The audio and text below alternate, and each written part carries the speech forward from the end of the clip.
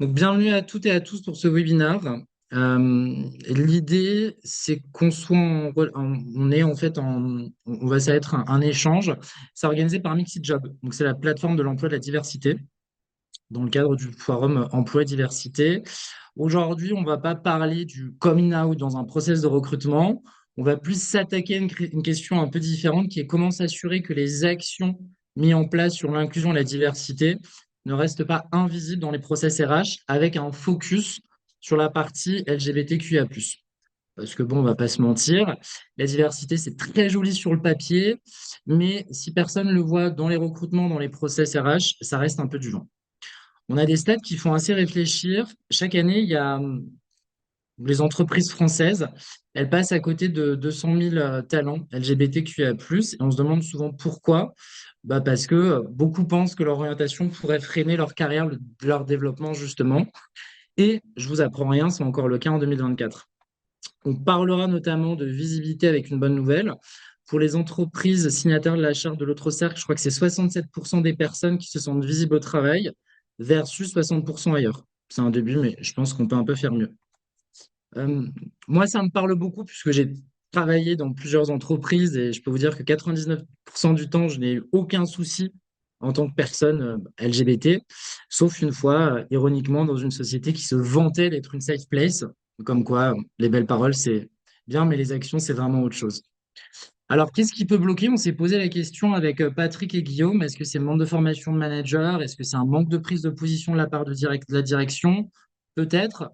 Ou c'est juste qu'ils ne sont pas suffisamment à l'aise avec ces sujets? Donc bon, et les personnes transgenres aussi, elles sont encore plus exposées aux discriminations. Bref, c'est un vrai chantier. Donc aujourd'hui, on se plonge sur ce sujet avec nos experts, donc Patrick et Guillaume. Patrick, Guillaume, je vous laisserai vous présenter. Si jamais vous avez la partie questions et réponses, on se laisse 15 minutes en fin de session pour échanger avec vous. Et on terminera par une petite discussion croisée pour aller plus loin que le simple recrutement et voir comment ces actions, elles se plongent et elles se prolongent vraiment dans la vie d'entreprise. Patrick, est-ce que tu veux commencer par te présenter? Bonjour, oui, bien sûr. Bonjour, je Yes. suis Patrick Sochnikov. Euh, Mes pronoms sont il et eux. Je suis euh, un homme blanc de 60 ans et père de quatre enfants, grand-père de deux petits-enfants, sourd, à moitié sourd, parce que j'ai l'oreille gauche qui fonctionne pas très bien depuis très longtemps d'ailleurs.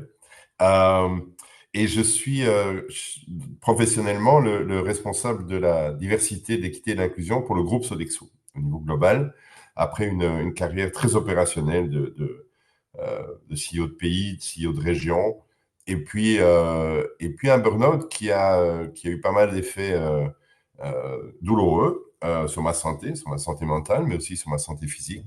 Et puis j'ai la chance de travailler pour une entreprise euh, qui travaille dans la durée avec ses talents et qui respecte ce qui a été fait et ce qui peut encore l'être. Et donc, j'ai eu la chance de pouvoir travailler sur ce job de diversité et inclusion qui est cher à mon cœur depuis très longtemps, étant co-chair du réseau genre de Sodexo depuis de nombreuses années.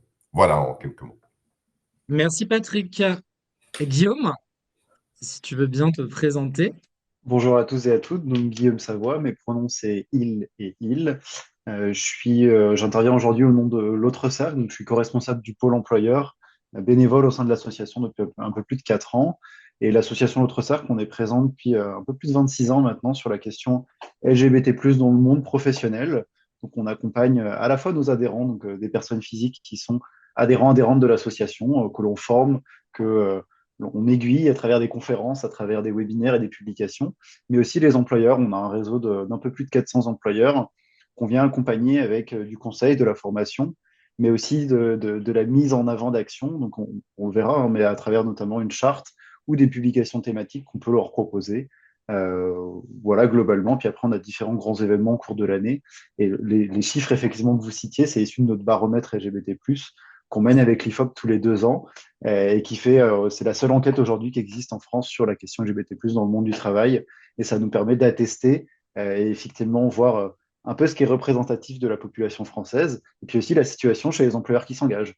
Puis effectivement, comme vous l'avez dit, sans surprise, c'est mieux. Mais la bonne surprise quand même, c'est que c'est beaucoup mieux.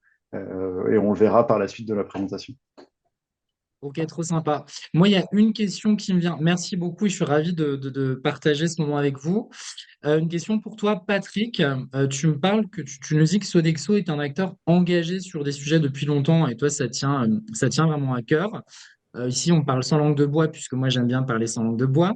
Est-ce que tu peux nous partager concrètement les actions que vous avez mises en place pour favoriser justement cette inclusion des personnes LGBT, que ce soit dans l'ensemble des process RH? Alors, il y a les process RH, mais de manière générale, c'est-à-dire qu'il y a, au-delà de LGBT ou tout autre groupe sous-représenté, il y a Oui, les actions liées à l'inclusion de manière générale. Et quels que soient les groupes sous-représentés, ces actions, elles sont de divers ordres et pas spécifiques à LGBT de manière générale. Et puis, il y en a qui le sont ou qui peuvent l'être. Mais il est indispensable de former, en tout cas, les managers à la prise de conscience de leurs biais, et c'est une étape fondamentale, puisqu'on on en a tous et on en garde tous, aussi formés qu'on soit, mais c'est important qu'on ait la conscience de cette existence de biais si on souhaite être un leader inclusif. En amont de cela, euh, l'inclusion dans une entreprise, elle doit être exemplaire au niveau du top leadership et du conseil d'administration de cette entreprise. ok. Donc, il faut dans la durée un positionnement qui soit extrêmement clair. Tu parlais tout à l'heure, les mots, c'est bien, les actions, c'est mieux, mais il faut effectivement des mots, il faut des engagements, il faut des prises de parole, il faut des messages qui soient très cohérents dans la durée au sein de l'entreprise. Il faut former les managers, je viens de le dire. Et puis, il y a toute une série de programmes qui doivent être mis en place puisque chaque population, si je peux le dire ainsi, au sein d'une entreprise comme Sodexo, qui est présente dans 50 pays, 430 000 collaborateurs, 440 000, je pense, cette année. Donc, euh, c'est un travail permanent d'éducation, mais aussi très divers par nature, puisque on est confronté à 50 pays, donc avec des législations différentes, des cultures différentes, avec des habitudes managériales différentes, avec des perceptions de la différence différentes, avec des acceptations de certaines caractéristiques, certaines identités différentes, et la manière dont l'orientation sexuelle, l'identité de genre sont perçues et acceptées en France, aux États-Unis, au Japon, mais c'est différent. Et donc, ça veut dire que les actions doivent être localisées avec des, euh, des orientations qui viennent de l'entreprise, qui viennent du centre de l'entreprise. Je vais prendre un exemple très concret. Oui, C'est euh, mettre en place au niveau des sites, on opère sur 30 000 sites, 400 000 plus collaborateurs, des conversations d'inclusion. On a mis en place un programme qui s'appelle Three Checks for Inclusion, qui permet aux responsables de sites d'engager, ils sont formés pour ça, et avec des outils simples, d'engager des conversations à propos de l'inclusion, pour dire c'est quoi l'inclusion, avec leurs collaborateurs sur site. Ce sont des équipes qui sont composées de 2 à 150, 200 personnes. Et donc, ça, c'est vraiment du travail de fond, c'est du travail quotidien. Un des briefings quotidiens par semaine, la discussion, c'est autour de ce que c'est l'inclusion, de comment je me ressens, est-ce que je me sens appartenir à cette entreprise, est-ce que je me sens à l'aise, est-ce que je suis confortable dans mon environnement de travail, avec mes collègues, mais aussi avec les consommateurs et les clients. Donc, c'est un exemple très concret, mais à une échelle de déploiement qui est phénoménale, puisqu'on parle de 50 pays, 30 000 sites. Donc, c'est très lourd et ça, il suffit pas de le décréter. Il faut effectivement, à côté de ça, accompagner, communiquer, mesurer et super. rendre le leadership accountable pour la réalisation et la mise en œuvre de ces actions. Voilà, je vais m'arrêter là parce que je peux en parler pendant des heures, Tu mais peux en voilà, parler. concret. Merci Patrick. Et ça fait écho, Guillaume, vous, comment vous arrivez justement à vous intégrer et à apporter, je ne sais pas, est-ce que c'est des solutions, des actions en plus? Patrick, vous êtes signataire, vous, de la charte L'autre cercle, hein, c'est ça, hein? Bien sûr, oui. Voilà. Tout à fait. Alors déjà, le premier élément d'accompagnement, c'est la prise de conscience et partager les enjeux autour de la question et de l'inclusion LGBT+, auprès de la direction générale, des équipes RH et des équipes opérationnelles. Cette prise de conscience, c'est déjà peut-être partir de la base de quoi on parle. De quoi on parle? On parle d'orientation sexuelle, c'est-à-dire que on parle d'une attirance profonde qu'on a vers quelqu'un, mais du coup, dans le monde professionnel, finalement, quels sont les marqueurs? C'est la vie conjugale, la vie sentimentale et peut-être la vie parentale si on a cette chance-là. Et du coup, déjà, peut-être quel est le lien entre ce sujet qui est l'orientation sexuelle et le monde de l'entreprise.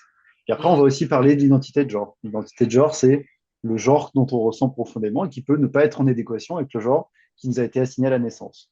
Donc là, évidemment, pour l'entreprise, le lien, il est beaucoup plus prenant parce que on a ce lien social qui vient être modifié et qui, auprès de ses collègues, a une apparence différente. Sur l'orientation que celui qu'on connaît par ailleurs. L'orientation sexuelle, on la voit déjà en tant que collaborateur auprès de ses collègues dans la vie de tous les jours. Quand on parle de frontières vie professionnelle, vie personnelle, en réalité, c'est pas vrai. On parle en général tout le temps de ce qu'on a fait son week-end. On a un fond d'écran sur son téléphone. On parle de la composition de son foyer. Enfin voilà, vous pourrez faire l'exercice de regarder avec vos collègues à quel moment ils parlent un peu plus de leur vie perso. Vous rendrez compte que c'est 5 fois, 10 fois, 100 fois par jour. Donc évidemment, c'est un sujet aussi du monde de l'entreprise.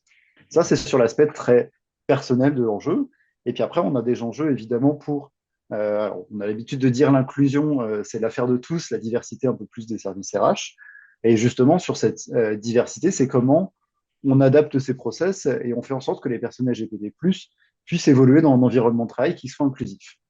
Cet environnement de travail, déjà, on le rend inclusif de par son recrutement, ça tombe bien, c'est le sujet du jour, mais aussi, finalement, c'est un sujet de chaque manager qui, dans son quotidien, doit faire en sorte aussi de comprendre les enjeux aux personnes LGBT+, et leur répondre aux actions en fonction aussi des caractéristiques du vécu des personnes LGBT+.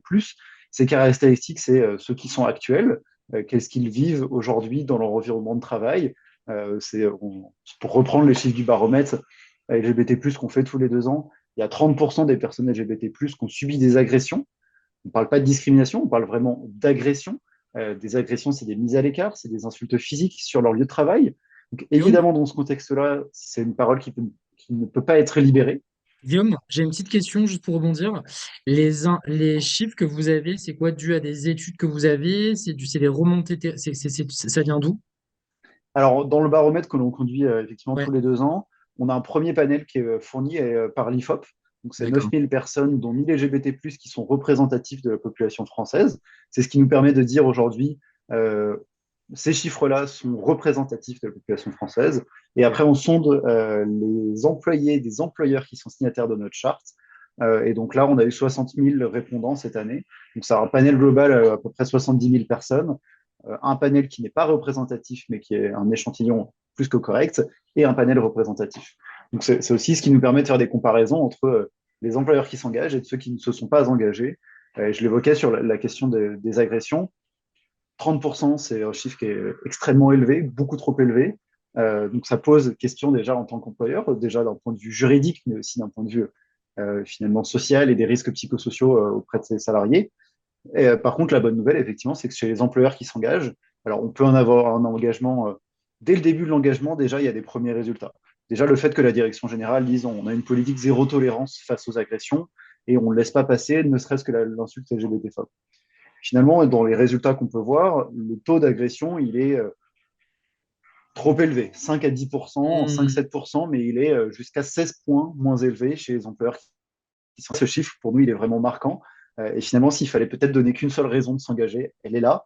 Après, il y a d'autres raisons, évidemment, on l'évoquera, hein, mais il y a des raisons de performance, il y a des raisons de bien-être au travail, de marque employeur, tout un tas d'autres enjeux. Mais sur la question du bien-être de vos collaborateurs, c'est essentiel et c'est aussi des personnes qui ont eu des vécus compliqués, qui ont aussi des sphères publiques parfois qui sont discriminantes. On peut parler de transport public, on peut parler d'espace médiatique qui aujourd'hui discriminent les personnes LGBT+. C'est vrai chez les personnes qui ont une orientation sexuelle qui n'est pas hétérosexuelle, mais c'est d'autant plus vrai pour les personnes qui ont une identité de genre qui n'est pas cis. Ok, très clair. Et si vous aviez, vous travaillez, merci beaucoup Guillaume, vous travaillez avec Patrick et Guillaume ensemble sur des sujets, si vous aviez une action concrète, vous avez pu mettre en place, je sais qu'en préparant le webinaire, Patrick, on a parlé aussi de référents sur des verticales, référents handicap, les référents que vous avez chez vous sur la partie D&I, des référents de personnes qui sont Mhm. les sujets liés à la parentalité aussi. Qu'est-ce que vous avez pu mettre sur le côté LGBT?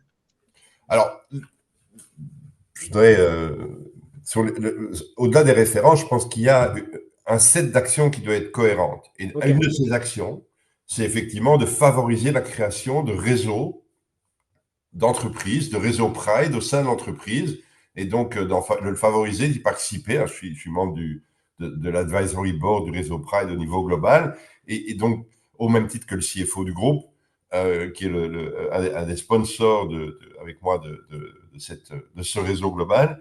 Et donc, c'est de nouveau avoir des leaders de l'entreprise qui sont visibles et se font les promoteurs des gender networks, des LGBTQ Pride Networks qu'on a créés au sein de l'entreprise. Et donc aujourd'hui, on en a, il y a 19 chapitres au sein de l'entreprise, donc on n'est pas encore à un chapitre par pays, mais il y a Mm. des pays où c'est compliqué, il y a des pays où pour créer un réseau Pride, ben, il faut avoir envie de se rendre visible. Et donc, c'est un effort de tous les jours, mais donc il faut le promouvoir, il faut encourager les personnes qui veulent y participer, il faut les accompagner. Et donc, effectivement, c'est une manière de créer des référents à tous les niveaux de l'entreprise, au niveau Ok. global, au niveau des régions, au niveau des pays, et de sensibiliser l'ensemble de l'organisation aux questions qui sont plus spécifiques à l'identité de genre et à l'orientation sexuelle. Ok. Ça D'accord. répond à votre question, Fabien. Ça répond à la question. On a bien compris que de toute façon, ça doit être, les actions doivent être hyper larges. Et, Euh, Et de nouveau, il faut être très cohérent. C'est-à-dire qu'on ne peut pas à la fois dire, ben nous, on soutient les réseaux Pride, mais on n'a pas de langage inclusif dans nos annonces de recrutement ou de promotion. On ne peut mm, pas dire, ben oui, on est inclusif, on a un langage inclusif et une manière de recruter, des processus de recrutement qui sont inclusifs, mais nos bénéfices, assurance maladie, assurance décès, ah ben ça ne fonctionne pas pour les couples non hétérosexuels. mm. Bon.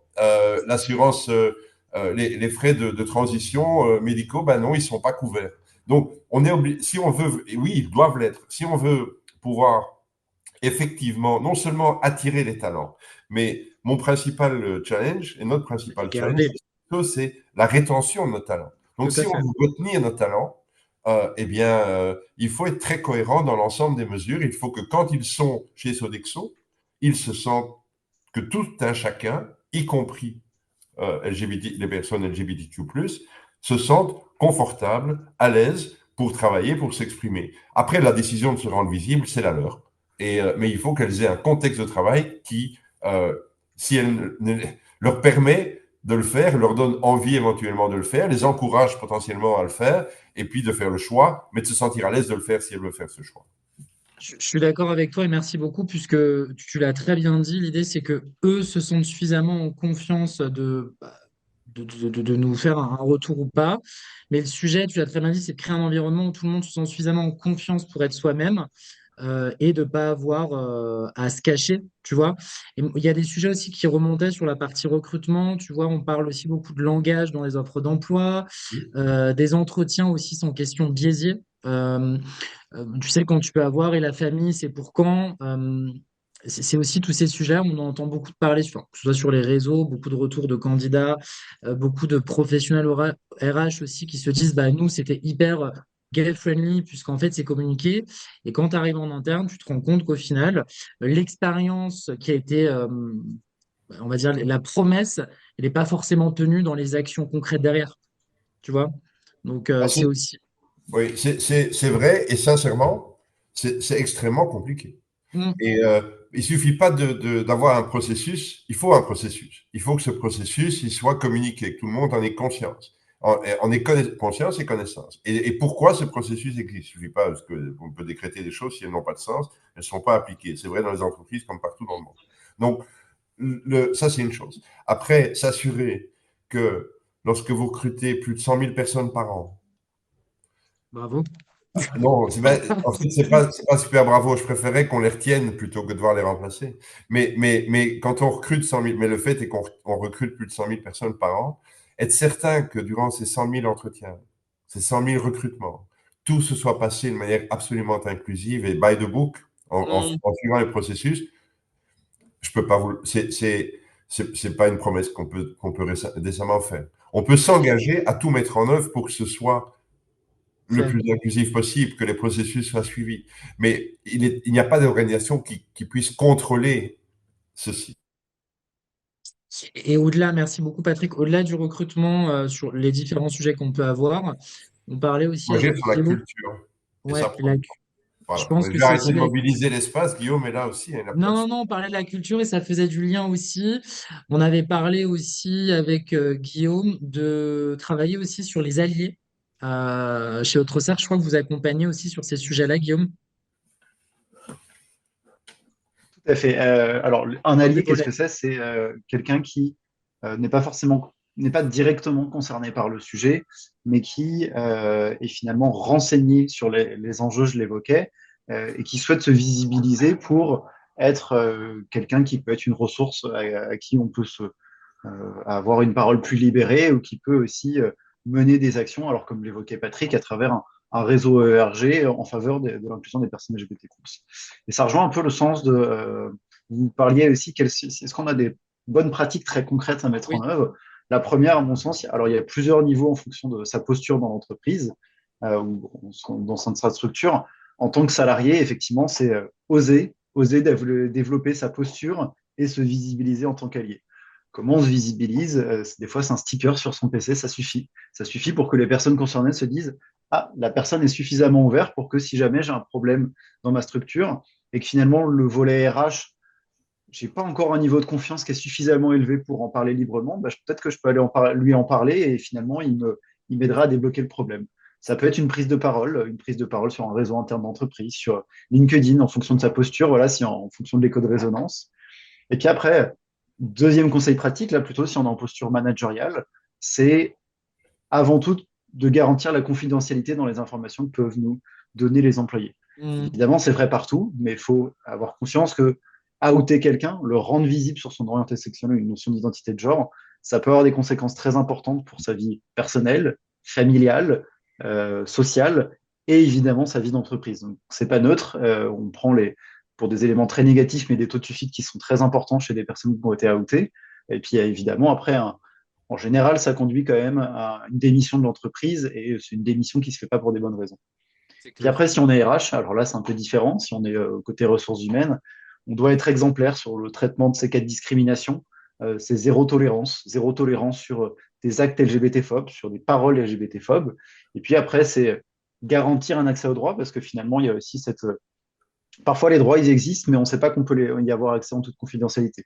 Donc, c'est Mm. visibiliser aussi ce qu'on fait. C'est bien de faire, mais c'est aussi bien de le faire. Et puis après, visibiliser son engagement, mais ça doit venir après.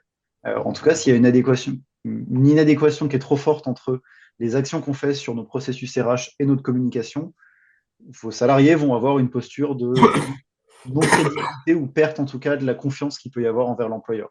Donc nous, notre recommandation, c'est quand même d'être très clean et très au clair sur les process et la façon dont on peut y accéder au niveau RH, sur vos process d'inclusion et la façon dont vous traitez les cas de discrimination. Puis après, évidemment, sur la communication, n'hésitez pas en interne et puis en externe si vous êtes OK sur le sujet. Nous, on peut que vous encourager à en faire. Et je ne peux qu'être d'accord avec toi. Et il y a quelque chose qui m'a interpellé, c'est comment nous, professionnels RH, on arrive justement à éviter ces sujets-là. Et c'est pas toujours le cas dans toutes les sociétés. Merci beaucoup. On parle beaucoup t'as beaucoup de sujets au-delà du droit, des aspects aussi qui sont hyper importants pour moi. On parlait aussi de l'impact de l'inclusion sur la performance globale d'une entreprise. Patrick, tu peux nous en dire quelques mots sur ces sujets-là? Sur le sujet du lien entre le leadership inclusif et la performance des équipes. Ouais, exactement. On en Ah avait oui, parlé de ça. Bah c'est oui. le, le- je pense que il y a un certain nombre de sujets, et de nouveau, je vais évidemment prendre l'exemple de Sodexo, mais l'inclusion, c'est un devoir moral. Sauf que les entreprises n'ont pas forcément de devoir moral. Elles ont des objectifs d'entreprise. Et celles qui ont en plus un devoir moral, et Sodexo en fait partie, c'est très bien. Mais avant tout, elles ont des objectifs d'entreprise. Donc, tous les investissements qui peuvent être faits sur les sujets de la diversité, de l'inclusion et de l'équité doivent avoir un impact business. Sinon, ils sont en compétition avec d'autres investissements qui ont un impact business et ce sera toujours l'impact business qui sera privilégié par une entreprise. Donc, il est nécessaire d'avoir des axes sur lesquels ça impacte. J'ai parlé de la rétention des talents, c'est extrêmement important. On mesure que nos initiatives augmentent l'engagement de nos équipes et donc les incitent à rester plus longtemps avec nous. Les 100 000 recrutements par an, ça veut dire 100 000 départs, ça veut dire 100 000 formations, ça veut dire 100 000 onboarding, ça veut dire 100 000 fois des pertes de productivité dans la réalisation des tâches. Et donc, c'est des dizaines, voire des centaines de millions d'euros tous les ans. D'accord. Et donc, le business case de ce côté-là, il est clair. Un autre aspect du business case, c'est l'interaction avec les clients. C'est-à-dire qu'aujourd'hui, nous, comme de très nombreuses entreprises, le rapport qualité-prix des services et des produits qu'on vend, eh bien, on est très nombreux dans un marché à pouvoir fournir des services et des prix équivalents. Et rares sont les Apple qui peuvent se prévaloir, et encore, hein, c'est de moins en moins vrai, d'une avance technologique ou d'une image de marque tellement forte que, ben oui, effectivement, ils ne sont plus en compétition par rapport à leur pricing. Mais la plupart des entreprises, ce n'est pas le cas. Et donc, à partir du moment où on est en compétition, il faut créer des zones de valeur qui sortent de la commodité, c'est-à-dire du rapport qualité-prix habituel. Et tous nos clients ont les mêmes soucis et les mêmes préoccupations que nous. Donc, la diversité et l'inclusion, les sujets LGBTQ+, en particulier, pas uniquement, sont des sujets qu'il faut mettre sur la table dans les discussions avec nos clients, avec nos fournisseurs, parce que ça nous permet de créer des poches de valeur différentes, ça nous permet d'avoir des initiatives communes qui aident nos deux entreprises et qui, accessoirement, mais aussi fondamentalement, aident tout un chacun à se sentir mieux dans son environnement de travail et développe les individus beaucoup mieux et avec tellement plus de bonheur et de facilité. Voilà. Le business case, il est simple en fait, mais il est super important. Merci beaucoup, Patrick. Et Guillaume, tu as des éléments à ajouter sur la perf? Effectivement, bah alors pour reprendre aussi les éléments de Patrick et en complément, on sait dans les différentes études qui ont pu être menées, la diversité, c'est synonyme de performance. Alors, c'est entre 5 à 15% selon les études. D'accord. Tapez sur Internet, je pense que vous en trouvez pléthore, mais voilà, entre 5 et 15%. Pourquoi? Parce que ça fait de l'innovation, ça fait une excellence opérationnelle, il y a une meilleure collaboration entre les différentes équipes d'une entreprise. Et puis après, sur la question LGBT+, peut-être au niveau des spécificités, déjà, pour les collaborateurs et les collaboratrices concernées, il y a un sujet de charge mentale. La charge mentale, c'est de se dire, est-ce que la machine à café, si je reprends l'exemple, on n'a pas dévoilé des éléments de sa vie intime qui font que peut-être on va se douter de quelque chose. Alors, cette charge mentale, quand on n'est pas concerné, elle peut être difficile à imaginer, mais si vous parlez peut-être avec des personnes concernées et vous leur demandez de témoigner, vous vous rendrez compte que c'est au quotidien, tous les jours, et ça impacte, y compris dans des réunions qui sont que professionnelles. Puis Patrick l'évoquait, il y a un enjeu de turnover. Les collaborateurs concernés, mais aussi l'environnement direct, qui peuvent être témoins d'actes LGBTphobes et qui ne voient côté entreprise que ce n'est pas condamné, ça fait beaucoup plus de turnover. Et c'est un turnover pour des mauvaises raisons, parce qu'on ne parle pas ici de turnover en lien avec des compétences, mais plutôt en lien avec des valeurs de l'entreprise. Et puis, c'est jamais bon. Et puis, peut-être en perspective d'avenir, en termes de marque employeur, dans les récentes, l'Epcatifob de la Ipsos, pardon, Pride de l'année dernière, c'est un jeune sur 5 de la génération Z qui s'identifie comme LGBT+. On est à peu près entre 7 et 10% aujourd'hui. Demain, c'est un jeune sur 5. Et au-delà, et en corrélation avec ces personnes qui de plus en plus s'identifient comme LGBT+, chez les jeunes, et on le voit parce qu'on est en train de rédiger un guide sur la question, on a une attente beaucoup plus élevée au niveau des valeurs sociales et des engagements. Là où avant, on avait des publics cibles dans les phases de recrutement qui acceptaient finalement, quand le salaire est là, entre guillemets, peut-être plus de charges de travail, peut-être moins d'engagement sur les sujets sociétaux, alors que ce soit le climat, que ce soit les droits humains. Aujourd'hui, dans les jeunes générations, c'est plus le cas. Et si vous êtes en collaboration à travers des cours que vous pouvez donner ou des jeunes dans vos quotidiens, vous verrez qu'en les questionnant sur les sujets sociétaux, ils ont des attentes beaucoup plus élevées et évidemment, ces attentes, ils les auront. Ils les ont aujourd'hui avec leurs parents, mais ils les auront évidemment demain avec les recruteurs et avec les entreprises. Absolument. Très clair. Et c'est Merci encore beaucoup. beaucoup plus fort pour la génération qui arrive, qui est la génération alpha. Et dans où on est quasiment à 40-50% de non-binary. Et donc, sur tout le spectre de nouveau, hein, d'orientation d'orientation sexuelle, d'identité de genre, des proportions considérables. Donc, il y a plus le choix pour une entreprise que de s'investir et d'être le plus inclusif possible. Et c'est vrai, globalement, ceci dit, les chiffres, là, on parle de la France particulièrement, mais c'est partout dans le monde. Et donc, il y a des pays qui sont très en retard, qui vont avoir beaucoup de travail. Hein, quand on parle du Japon, de l'Inde, même du Brésil, au niveau culturel, ça va être, pour les entreprises qui sont globales, ça va être un sujet d'attention permanent. Et ça l'est déjà, et donc ça doit déjà être aujourd'hui parce que ça prend du temps de changer les cultures et de faire évoluer les mentalités. Ouais, je suis totalement d'accord. Merci beaucoup. L'heure tourne, les amis. 11h35, je sais qu'on peut en parler des heures. Je sais que Patrick, on peut en parler des semaines entières. Euh, donc, si je devais retenir de cette session, c'est on est totalement dans une démarche globale de ce que tu disais, Patrick. On a exploré à peine comment, chez Sodexo, vous aviez des actions concrètes qui arrivent à transformer justement l'entreprise. On parle de formation, de série de programmes, des actions localisées, des programmes aussi d'échange. Vous favorisez aussi la création. Au final, c'est beaucoup de communication, beaucoup d'acculturation de ce que Mm. tu dis. Mm. Moi je repars avec ça. Et Guillaume, tu m'as parlé aussi, moi je t'avoue, l'autre cerf, je savais ce que c'était, puisque dans mon ancienne boîte, on était signataire. Mais tout ce que tu m'as donné en termes d'initiative et l'important justement de dépasser euh, ces simples engagements symboliques pour vraiment créer une vraie culture d'ouverture, une vraie culture justement de se dire, bah, en fait, c'est une safe place pour tous les sujets, hein, que ce soit sur la verticale LGBT, parentalité, handicap, de réinsertion pro. Là, c'est vraiment notre pari à nous, c'est-à-dire on va sur cette verticale-là qui nous intéresse. Ce qui nous permet d'enchaîner avec deux questions.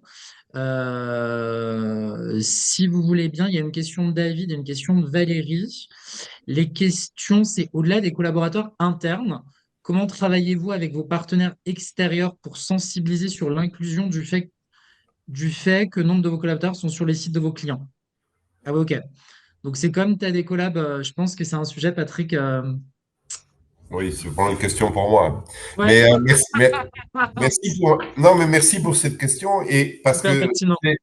c'est c'est une des grandes complexités de l'entreprise, une particularité de Sodexo, c'est qu'on a 430 000 collaborateurs sur 30 000 sites de nos clients. Donc, ce ne sont pas des sites Sodexo, ce sont dans les entreprises, dans les hôpitaux, dans les écoles, dans les universités, sur des sites Oui. offshore, dans des mines, enfin, dans partout dans le monde. Donc, une des grandes complexités, c'est de mettre en place des actions extrêmement simples. C'est le Three Checks for Inclusion, l'exemple que je donnais, parce que ça, c'est un outil de conversation pour les responsables de site avec leurs équipes lors d'un briefing quotidien, puisqu'il y a partout des briefings quotidiens. Donc, c'est vraiment mettre en place une routine Mm, la plus simple possible qui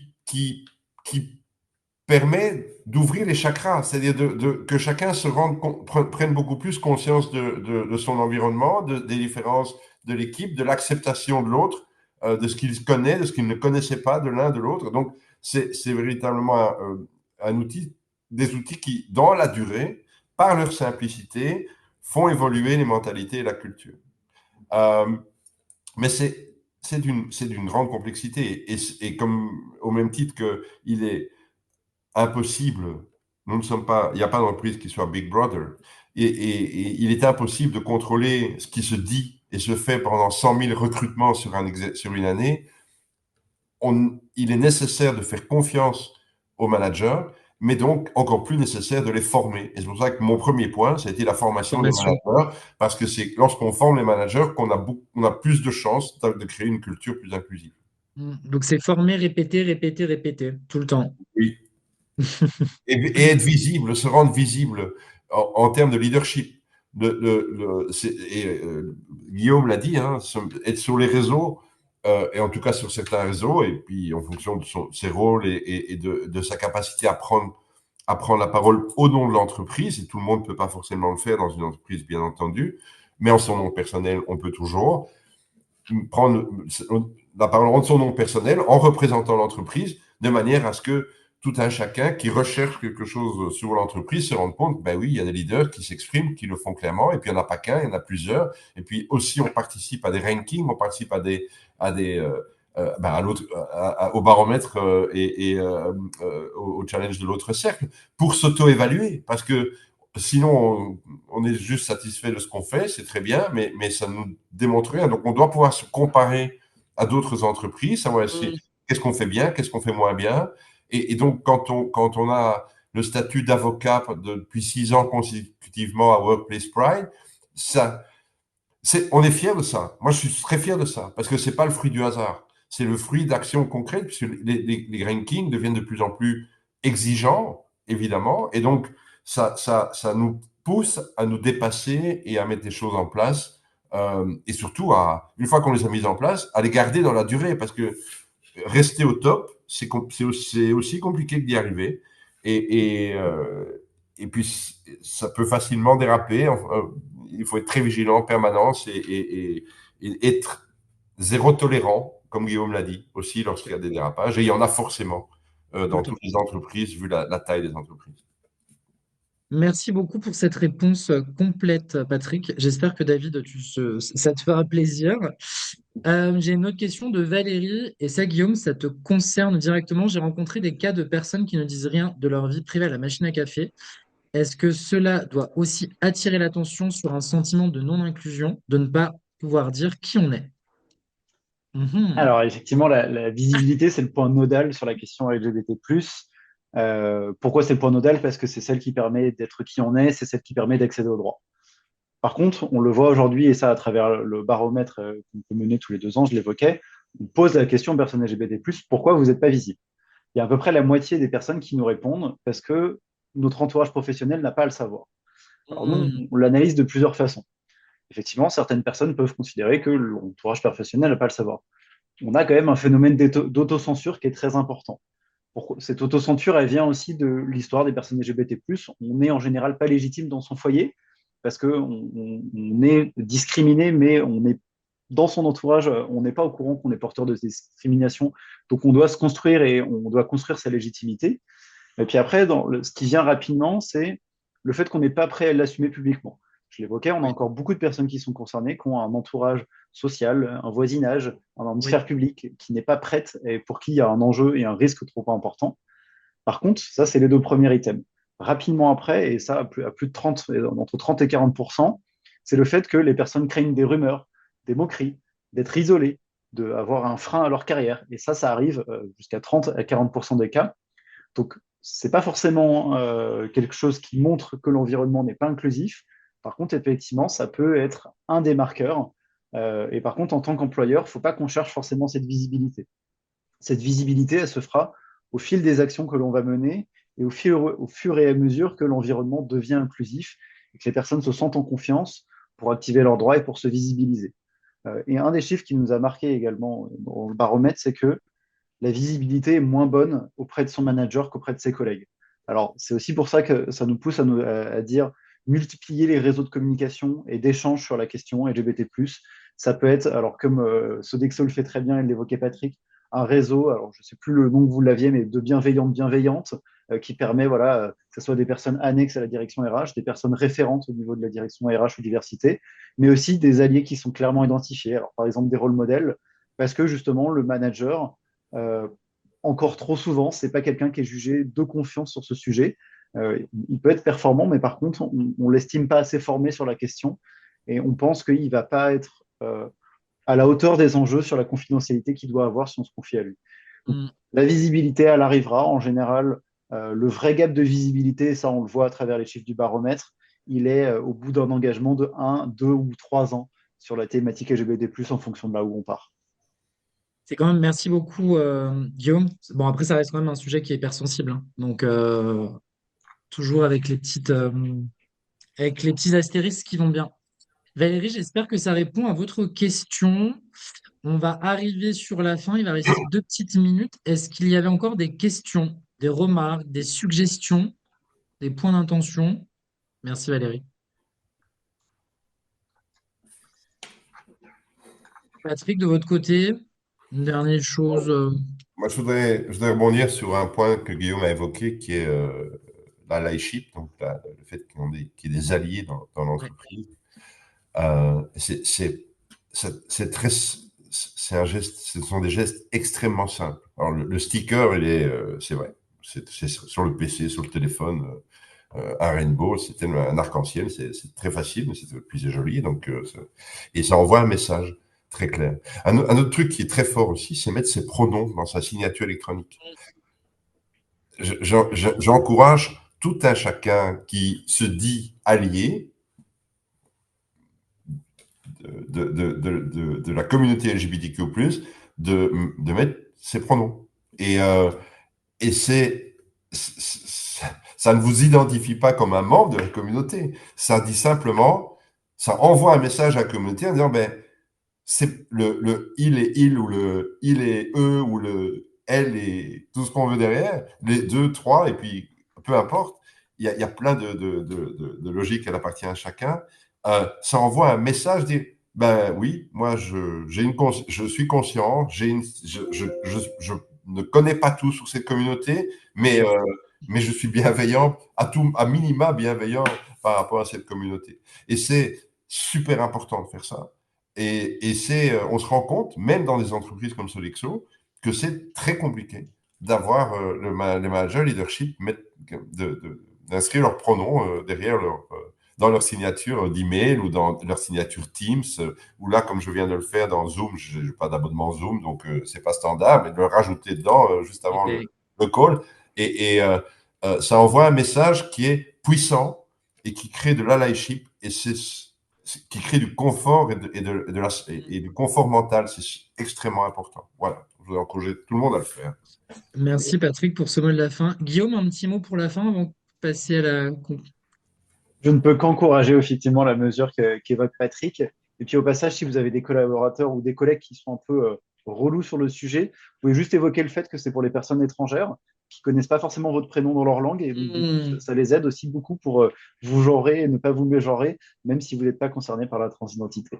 Euh, Peut-être en ouverture et au niveau de... Alors déjà, je vous remercie pour l'organisation de ce webinaire qui est essentiel. Le chemin à parcourir, il est long sur le sujet. Il y a plein de Oui, petites actions qui peuvent être menées. Il ne faut pas non plus vouloir aller trop vite. Comme vous l'évoquez, Fabienne, c'est un sujet qui peut être, pour certaines personnes, il y a un chemin personnel aussi à faire, donc il ne faut pas pousser à la visibilité. Par contre, il faut s'auto-questionner sur ses process. En tant qu'employeur et en tant qu'entreprise au global, on a un chemin à faire. Et d'ailleurs, c'est pour faire un élément d'ouverture, c'est pour ça que nous, au niveau de l'association Notre Cercle, on ne contacte jamais d'employeurs. Parce qu'on considère qu'on perdrait beaucoup de temps. On attend toujours que les employeurs nous contactent une fois qu'ils ont déjà fait une partie du chemin et notamment qu'ils ont identifié les enjeux et mené déjà les premières actions, une prise de température sur la question auprès de leurs collaborateurs. Ça part souvent d'un baromètre interne, mais c'est parfois une sensibilisation. Et on le voit, le phénomène dans les deux sens. Parfois, il y a aussi des cas de discrimination qui amènent à prendre conscience, ou parfois une sensibilisation avec des questions qui étaient très maladroites. Et ça montre aussi que le sujet doit être traité, puisqu'on a encore malheureusement un système éducatif des écoles de management qui n'aborde pas ces questions, alors que je l'évoquais qu'une jeune génération arrive et pour qui ça sera des sujets qui seront innés et qui seront voilà, primordiales pour leur vie professionnelle. Donc, je pense qu'il faut commencer maintenant, sinon on est déjà un peu en retard et sinon on sera très en retard par rapport au contexte français et par rapport au contexte international. je suis d'accord. Merci beaucoup, Guillaume. Donc, la route est encore longue, j'ai envie de vous dire. Mais comme on l'a vu ensemble, pour moi, chaque petite action compte, que ce soit en formant mieux les managers, en acculturant, vous engageant sur des chartes inclusives ou en favorisant justement la visibilité au sein des équipes et en travaillant sur la culture d'entreprise. C'est la question à se poser. Maintenant, je pense qu'on a abordé le sujet. Je vous invite à y réfléchir tous ensemble et après à chaque personne de pouvoir justement le mettre en place dans leurs différentes sociétés ou côté candidat d'aborder le sujet potentiellement ou d'être suffisamment safe place. On arrive sur la fin du webinaire. S'il n'y a pas d'autres questions, on a fait le tour. Je vous propose qu'on en reste là J'espère que vous avez apprécié ce webinaire. Rendez-vous si vous avez envie d'avoir un complément d'information. Donc, vous avez la page LinkedIn Mixijob qui pousse beaucoup de contenu sur les sujets plateforme diversité au sens large. On se fera un plaisir, moi aussi sur mon LinkedIn, on se fera un plaisir de vous répondre si vous avez un complément d'information. OK? Merci Merci. Guillaume. Merci Patrick. Merci Fabien, merci Raïla, merci Guillaume. Merci Raïla. Merci tout le monde. Je rends l'antenne. Bonne journée tout le monde. Bonne journée. Au Au revoir. revoir. Merci.